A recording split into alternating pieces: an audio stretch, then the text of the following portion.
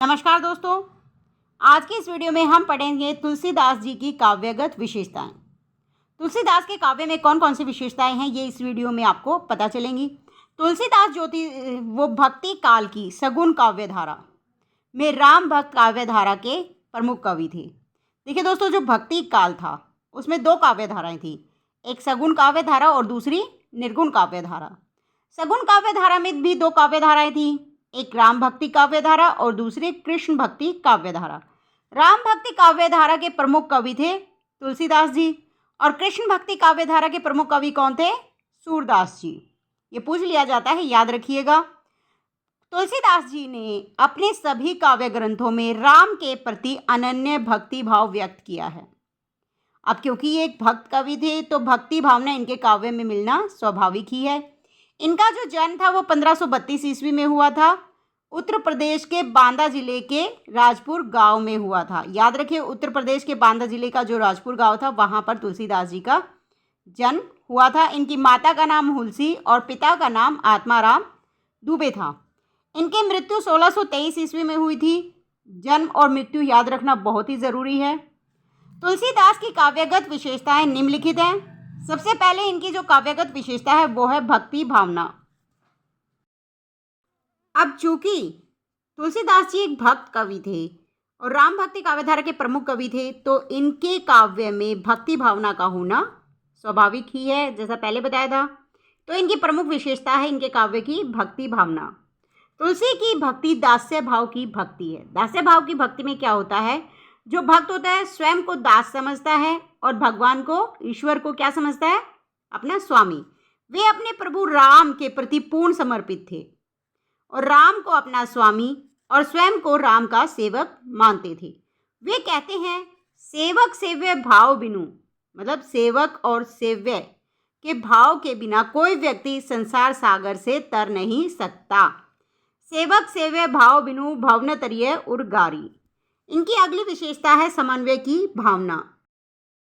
तुलसी के काव्य में समन्वयवादी भावना स्पष्ट दिखाई देती है।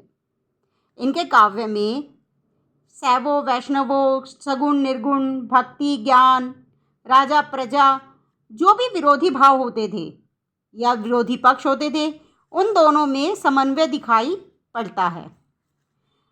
आचार्य हजारी प्रसाद द्विवेदी के अनुसार लोकनायक वही हो सकता है जो समन्वय कर सके।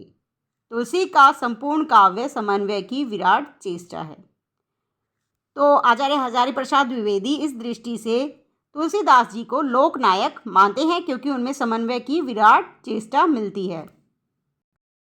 निर्गुण सगुण का जो समन्वय उन्होंने यहाँ पर किया है, देखिए, अगुण अरूप अलख अजोई, भगत प्रेम बस सगुण सो होई। कहते हैं कि जो भगवान है, ईश्वर है, वह वैसे तो अगुण अरूप अलख है, लेकिन भगत के प्रेम बस उन्हें सगुण रूप लेना पड़ता है। तो वे निर्गुण और सगुण दोनों में क्या करते हैं? समन्वय स्थापित करते हैं। तीसरी उनके काव्य की विशेषता मर्यादावादी। उनके काव्य में मर्यादावादी भावना मिलती है। तुलसीदास का रामचरितमानस मर्यादावादी भावना से भरपूर है। इनके अनुसार जीवन में कितनी भी विपत्तियां क्यों न आए, मनुष्य को मर्यादा का पालन करना चाहिए। मनुष्य को कठिन से कठिन परिस्थितियों में शिक्षा, विनय, बुद्धि, साहस, अच्छे कर्मों, सत्य वचन और ईश्वर में आस्था का पालन करना चाहिए। तुलसी साथी विपत्ति के, तुलसीदास जी कहते हैं कि विपत्ति में कौन कौन साथी है? विद्या, विनय, विवेक, साहस, सुकृति, सुवृत, सुसत्यव्रत, राम भरोसे एक। ये आपकी विपत्ति में कभी साथ नहीं छोड़ते, इनका साथ पकड़कर रखना चाहिए। अगली विशेषता है सामाजिक चेतना। तुलसीदास ने अपने समय के समाज की जो दुर्दशा थी उसे भी अपने काव्य में प्रकट किया है। तुलसी ने जिस युग में काव्य रचना की वह मुगलों का शासन काल था। कवितावली की निम्न पंक्तियों में तत्कालीन स्थिति का स्पष्ट परिचय मिलता है। वे कहते हैं कि खेती न किसान को, भिखारी को न भीख बली, बनिक को बनीज न, चाकर को चाकरी। वे कहते हैं उस समय किसान के पास खेत नहीं थे ताकि जिससे वो खेती कर सके, भिखारी को कोई भीख नहीं देता था, और बनिक मतलब व्यापार करने वाला बनिज न था, व्यापारी को व्यापार नहीं था, चाकर को चाकरी नहीं थी, मतलब नौकर को नौकरी नहीं थी। जीविका विहीन लोग सिद्धमान सोच बस, कहे एक एकन सो कहाँ जाई का करी। अब सब लोग जीविका विहीन थे, किसी के पास भी अपना जीवन यापन करने के का कोई साधन नहीं था, पैसे कमाने का कोई रास्ता नहीं था। तो एक दूसरे को वो कह रहे थे कि अब हम कहाँ जाए। समाज में लोग पथभ्रष्ट हो गए थे। उस समय जो समाज था वहाँ पे लोग क्या हो गए थे? पथभ्रष्ट।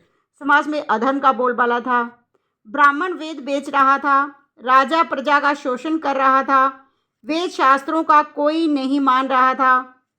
वे लिखते हैं, द्विज श्रुति बेचक भूप प्रजासन, को नहीं मान निगम अनुशासन। तुलसी के काव्य की एक विशेषता है लोक मंगल की भावना। लोक मंगल की भावना से ही उन्होंने रामचरितमानस लिखा था। गोस्वामी तुलसीदास ने महान कवियों में अग्रगण्य हैं। उन महान कवियों में अग्रगण्य हैं जिनकी कविता का मूल उद्देश्य बहुजन हिताय बहुजन सुखाय होता है। तुलसी ने अपने चरित नायक राम को एक आदर्श चरित्र के रूप में प्रस्तुत करते हुए लोक शिक्षा का विधान किया है।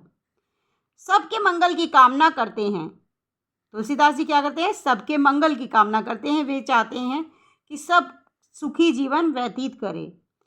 वे लिखते हैं, सर्वे भवन्तु सुखिनः, सर्वे सन्तु निरामय, सर्वे भद्राणि पश्यन्तु, मा कदाचित् दुख भागवते। अगली विशेषता उनके काव्य की नाम स्मरण पर बल देते हैं। तुलसीदास जी राम का नाम जपने पर बहुत अधिक बल देते हैं। उनका मानना है कि जो राम नाम है वो एक नाव के समान है। यदि आप उस नाव में बैठकर इस भवसागर को पार करना चाहते हैं तो दिन रात आपको अपने ईश्वर राम का नाम जपना होगा। तुलसी काव्य में राम नाम जपने पर बल दिया गया है। राम जपु राम जपु बावरे, घोर भव नीर निधि नाम निज नावरे। तुलसीदास कहते हैं कि राम नाम रूपी नाव में बैठकर हम संसार सागर को पार कर सकते हैं, अतः राम नाम जपना आवश्यक है। तुलसीदास की भाषा। तुलसीदास जी ने अवधी और ब्रिज भाषा, दो भाषाओं का प्रयोग किया है। विनय पत्रिका, कवितावली और दोहावली जैसे ग्रंथों में उन्हें ब्रिज भाषा का प्रयोग किया है। तो रामचरितमानस जैसे महाकाव्य को अवधी भाषा में उन्होंने लिखा है।